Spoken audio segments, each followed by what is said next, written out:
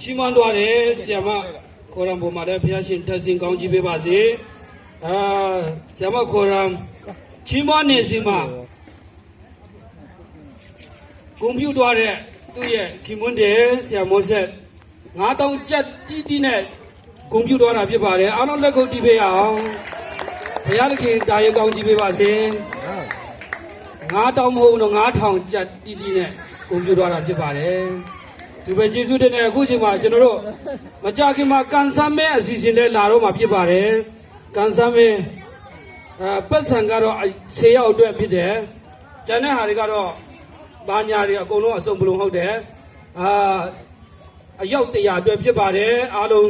ဆောင်းမျိုးရအောင်သူပဲကျေးဇူးတင်တယ်အခုချိန်မှာပြန်လေပြီးတော့ကျွန်တော်တို့မနှိုးရင်နာကနဲ့ဒွမ်းစရာတီးစင်ပါဆိုတဲ့ဒေးတချင်းတွေနဲ့ချီးမွမ်းတော်မူရန်အတွက်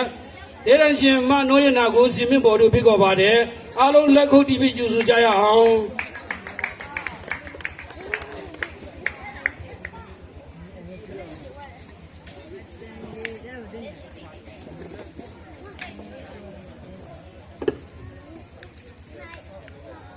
သူပဲကျေးဇူးတင်ပါတယ်မနှိုးရင်နာဒေရန်ရှင်မနှိုးရင်နာကနဲ့ချီးမွမ်းလို့အပြီးမှကျွန်တော်တို့ကန်ဆာမဲ့စီစဉ်လာတော့မှဖြစ်ပါတယ်အားလုံးဆောင်းမျိုးကြရအောင်မပြန်ပေးနဲ့အရောက်100အတွက်ပြင်ဆင်ထားတာဖြစ်ပါတယ်အားလုံးဆောင်းမျိုးကြရအောင်